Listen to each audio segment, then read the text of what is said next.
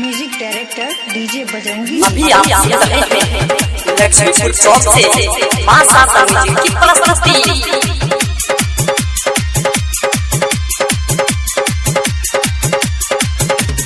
महाराज से शादी नहीं के लोग पर से भेलो पिताई कुछ के लोग घर से छोड़ी भेलो ने कनियो सर मरल दीवाना नैहर के छोड़ी भेलो ने कनियो सर मरल दीवाना नैहर के घर के। महाराज से शादी नहीं के लोग पर से भेलो पिताई कुछ के लोग घर से छोड़ी भेलो ने कनियो सर मरल दीवाना नैहर के छोड़ी भेलो ने कनियो सर मरल दीवाना नैहर के।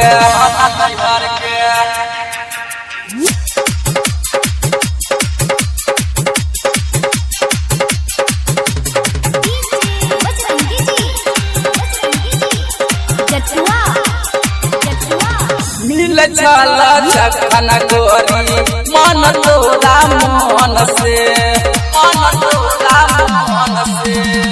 चिन्ह छियो बनिक तोरा बहुते बचपन से छोड़ी एलियो मुंबई शहर से मरल दीवाना नैहर के छोड़ी एलियो मुंबई शहर से मरल दीवाना नैहर के।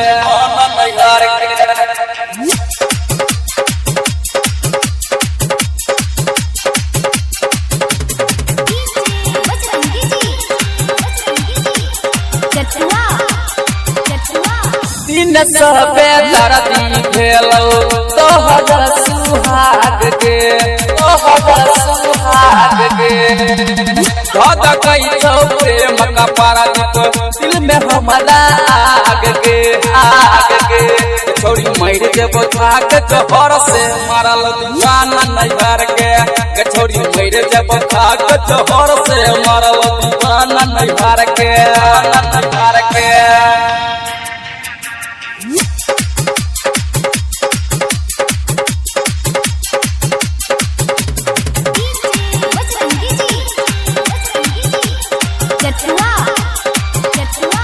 डीजे बजरंगी का हो के लगिया सगाई के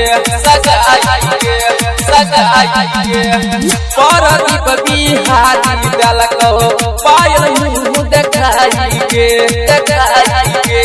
डीजे वाला दिल को संभर के मरल दीवाना नैहर के डीजे वाला दिल को संभर के मरल दीवाना नैहर के। महाराज से शादी नहीं के लोग पर से भेलो पिताई कुछ के लोग घर से छोड़ी भेलो ने कनियो सर मरल दीवाना नैहर के छोड़ी भेलो ने कनियो सर मरल दीवाना नैहर के। मां सासा रिकॉर्डिंग स्टूडियो लक्ष्मीपुर चौक।